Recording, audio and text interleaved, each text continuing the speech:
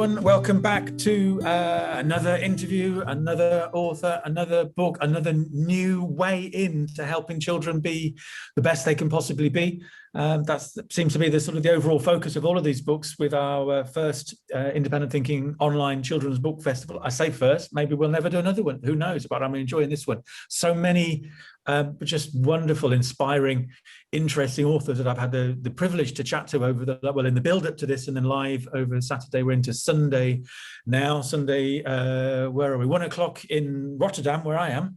I've managed to stash myself away in Rotterdam International Secondary School. I know the head teacher; she's let me in for the day. So it's just it's been mind blowing, all the stuff that I've learned and all the new people that I've met through this Sue Atkins book club. That's how it all came about. And one of the things that Sue Atkins is trying to do with her book club is give authors who have great books a platform, a chance to sort of share what they do with a wider audience. And that's what we're doing with this lovely little book. But great things come in little packages. A book of mindfulness, meditation for children. And I'm really pleased to have Shelley Wilson, the author, with us. So Shelley, welcome. Tell us a little bit about yourself, about your background, about what you do, how you do it, and how you came to be writing this wonderful little thing. Thank you, Ian. Yeah, and hello to everybody else. So yeah, I'm Shelley. I am a full-time author and a book coach, but I wasn't always that. As we do, we navigate our way through life, don't we, until we find where we should be. So I did 21 years in hospitality, which gave me a thick skin, which is always helpful being an author. And in 2004, I think this was probably where it changed for me. I packed my car up, which included my then 2-, 3-, and 5-year-old children, and we walked away from a violent and negative environment and started over. And I kind of had to learn how to survive and thrive then as a single mom. And part of that journey was finding tools and techniques for self-help, I guess. And meditation was a massive part of my life back then. My children grew up knowing of it. You know, mom did that, and mom liked crystals, and mom did this and that, and and they do, don't they? They learn by watching. At that time, though, this was 17 years ago. At that time, I never really thought about teaching it to them. It was, it was what adults did. It was, kids played, mom's stressed. That was how it was.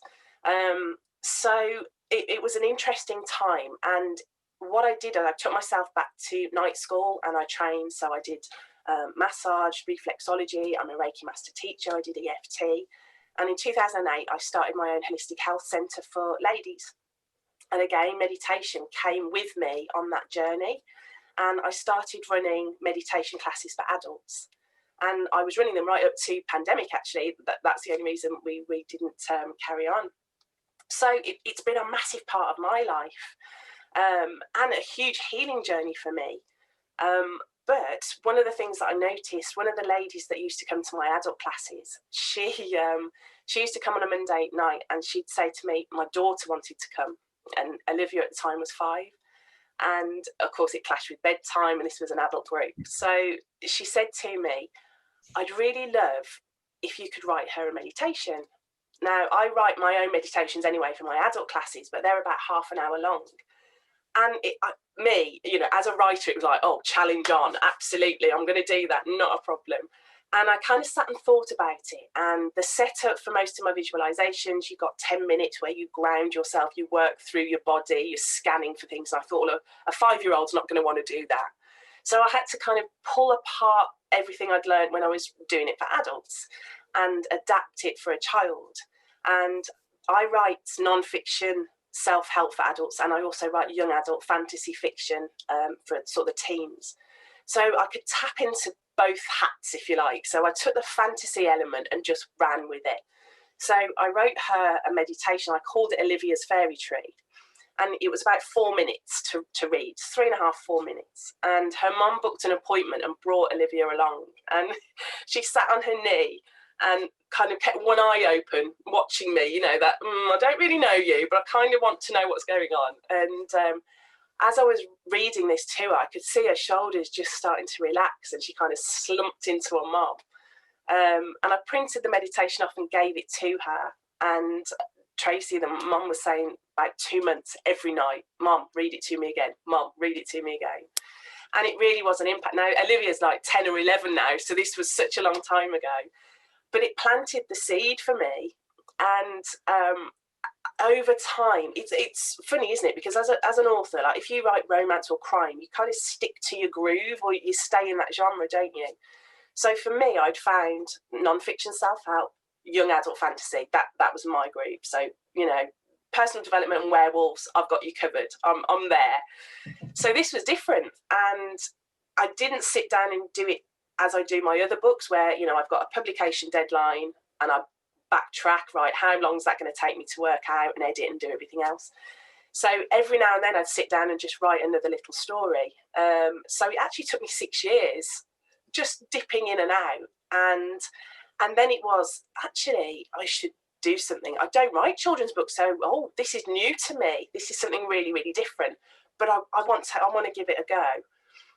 And I just signed with my American publisher at the time, and they signed me for non-fiction and fiction. And I just said, look, I've done this, because I was ready to self-publish. And so I've done this. I've collaborated with a local artist. You know, she's done all the images for me.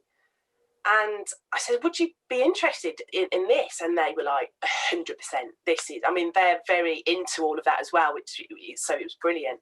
And so they jumped on board, and that was the first book that I did as part of my contract. Wow. So it was a really special journey, actually. We kind of all stumbled through it together.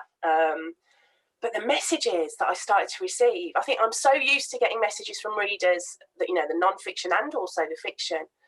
But these were so, like, I've got a 4-year-old with depression and anxiety. And I was like, what? Hang on, 4?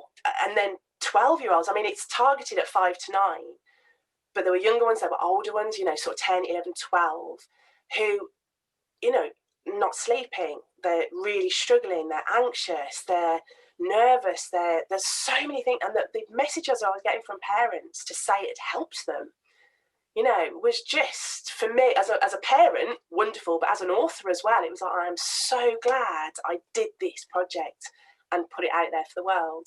Yeah. Yeah.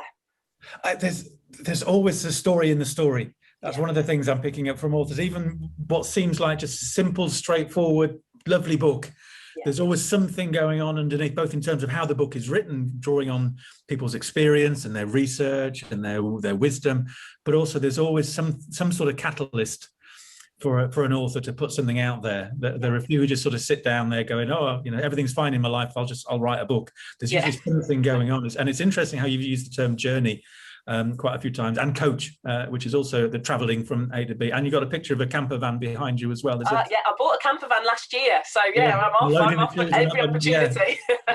Yeah, you're ready. I am.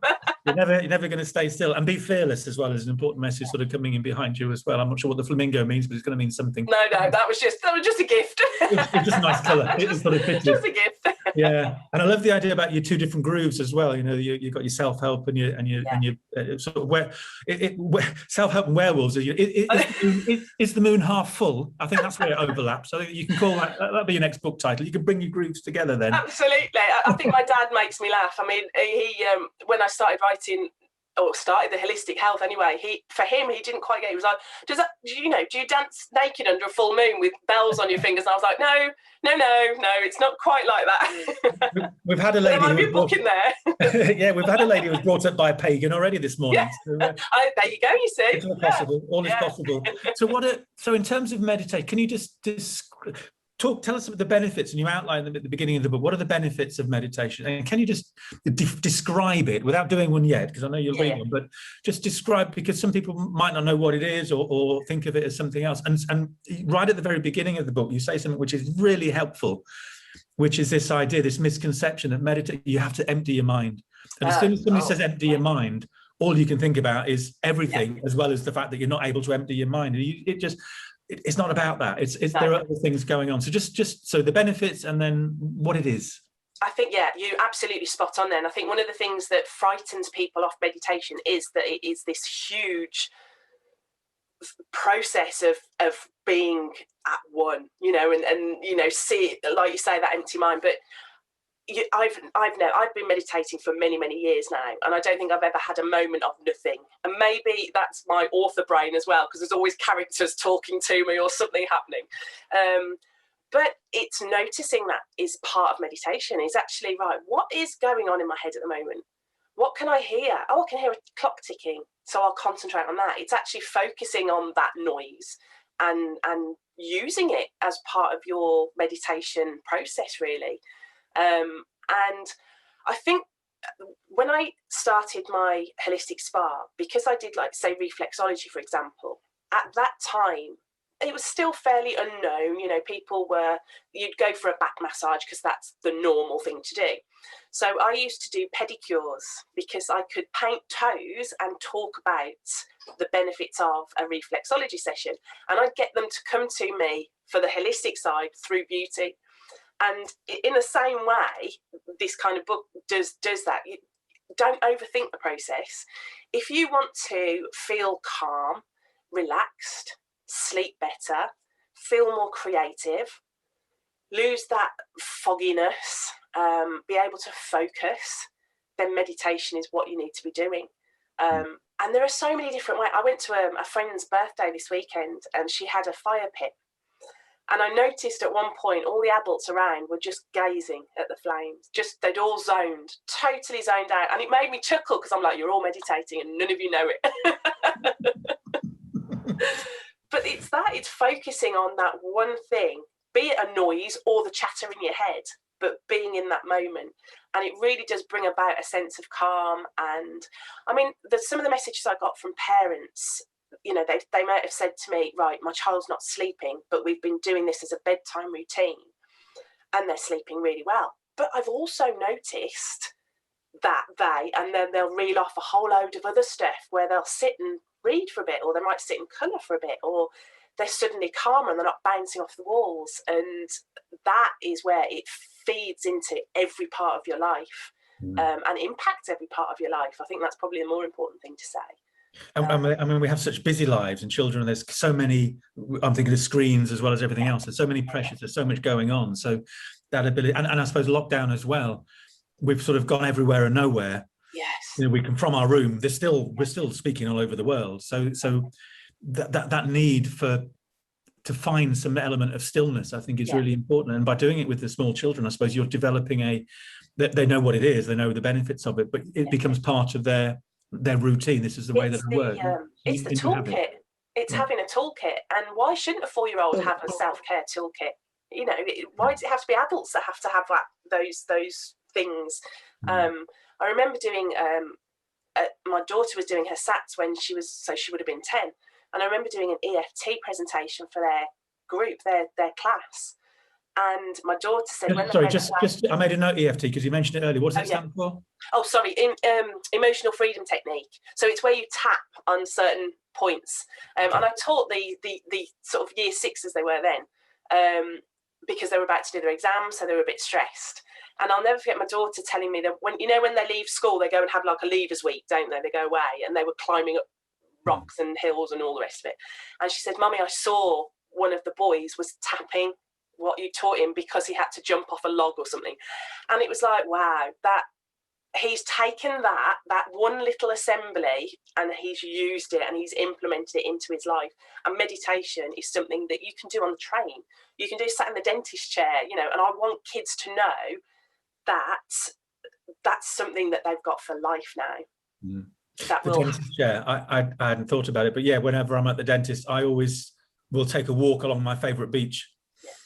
And I suppose that's a form of, I'm just trying to keep my mind on something else. But I suppose that is a form of meditation, even when you're suffering from, you know, pain and in the intrusion and all of that. You can meditate in those circumstances. Absolutely. As well as when it's quiet and calm, or there's a candle lit or whatever. So it's a useful tool. It's a powerful tool. Are you going to share something? And I also like the fact that you write them, and Olivia, and you dedicate the book to Olivia, don't you? That she had one written especially for her, and I can see that it's not this. You don't buy the book of meditation. Well, no, you do buy the book of meditation, but it's not this thing that you have to have the toolkit, if you like. You can create your own, and you certainly encourage at the end the parents and the children to write their own. So it becomes this personal thing, like my trip to my favourite beach when I'm at the dentist. I like that. parents actually tell me how they've adapted the meditations, and a lot of them have added their children's names into them, so it's made them personal. And the kids have gone off on their own journey. So, you know, there are certain ones where, I mean, in the fairy tree one, for example, there's a few things that they can do once they're in the tree. What happens is that they fly around, but they visit a couple of other rooms. So in the book, I kind of say, go into the other room, explore what's in there. And part of the thing is I wanted to make it so that it didn't have to be a bedtime routine. So you'll note at the end of the meditations, you've got a couple of options. One is say goodnight and snuggle down and go to sleep. Or the other is, right, what did you see?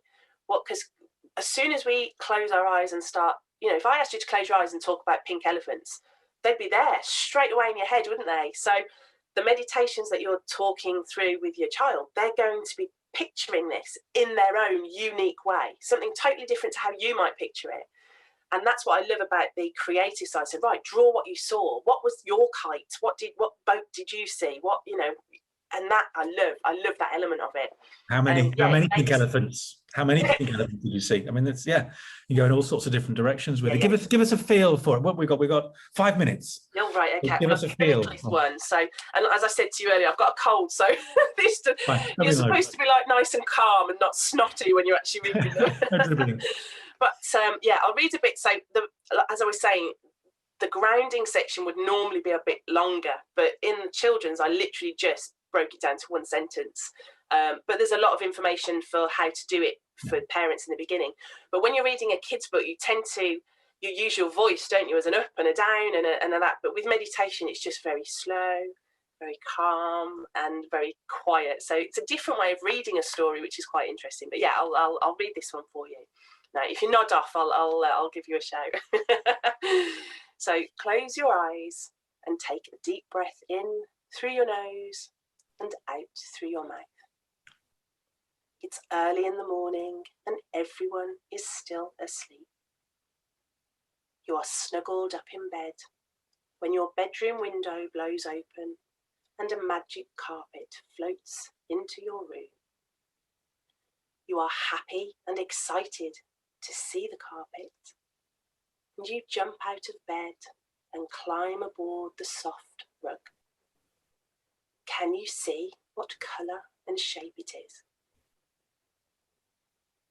The carpet shimmies and shakes as it waits for you to decide where you want to go on your adventure. Today, you decide to visit the seaside. Your magic carpet is excited and flaps its tassels extra hard. It flies out of the bedroom window, getting higher and higher. You are so high in the sky, you can stretch up and reach the clouds. Your carpet rushes in and out of the fluffy white swells, and the clouds tickle your nose. The magic carpet dips and sways, and you break through the clouds and see the sparkling sea below you. You both fly out over the water, dipping so low you can feel the spray of the sea on your face and see the fish in the water. And then you shoot up into the sky again to fly with the seagulls. The sun is shining and the sea is calm. Are there any boats? What colours are their sails? How many clouds can you count? You are having so much fun, but your magic carpet is starting to get tired. It's time to head home. So you wiggle your fingers and toes and stretch your arms.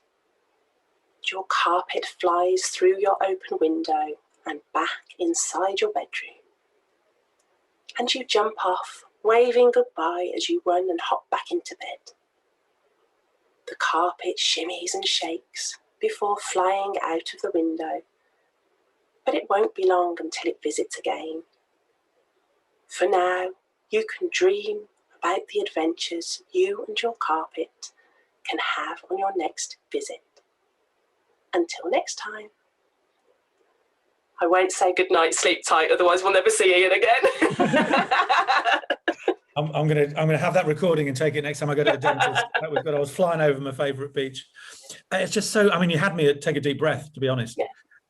Just that process of breathing in through your nose and out through your mouth is just, it changes the state completely, doesn't it? Just that simple little thing sets you up nicely. So no, that's lovely. I'm well read. Nobody knew you had a cold. Thank you. The Brummie accent didn't come out too much. No, it's lovely. It was lovely. And like you said, it's a different sort of reading a story. You've got to, obviously it's about fun and it's a friendly carpet and we're shooting into the sky, but done in a way that's still calm. You're not getting them excited in that way, but they are immersed. Yeah, if they're about to go to bed, you don't want them running around, and so you have to kind of bring them back down and into that calm space again. Yeah. No, that's lovely. Thank you for that. I feel. My dog woke me up at 4 o'clock this morning. I had trouble getting back to sleep. Wow! There you go then. Sorted. Straight off. Yeah. So we've done a deal with for the Independent Thinking Book Festival with the Roving Bookshop. So a lot of the books are available there, and you can get them signed and everything. But also, how can people get hold of the book? Other ways? How can they get hold of you, Shelley? How can they get hold of you? Social media and everything. Tell us what you've got. Yeah, absolutely. So, well, I am a bit crazy on social media, so you'll find me pretty much on every platform going. My main author platform, if you like, is Twitter, which it's at Shelley Wilson and the number 72, and Shelley's Shelley, so you get the second E for free. And my publisher is BHC Press, and they have like an author page for each of their authors. So all my books are together on one platform, but all of the different links of where to buy them. So Waterstones, Amazon, Books and Noble, everything is on there. So so you can just visit the main publisher site and then access your favourite buying platform, which is probably the best option. Okay, lovely, and congratulations on the American book deal as well. That's a dream for many authors, let alone in the home country. Absolutely, well yeah, and they're a great team to work with. So, in fact, I've just submitted a meditation for tweens and teens manuscript to them. So, hopefully, in a year or two, we'll get that out in the shops as well. They don't have a flying carpet; they have a rocket or something, do they? Yeah, a little bit. Had to be a bit more grown up for that one. It was a bit of a test, that was. So, yeah, we might be paddleboarding in that one instead of flying carpets. Skyboarding. Okay, that's brilliant. Thank you ever so much for that. Good luck with all of that. Good luck with your continuing journey that you are on, and I'm glad you loaded everybody up and left what was 100% far better. So thank you. Well done. No, thank you so much, Ian. I really appreciate that. Okay, bye. Okay, bye.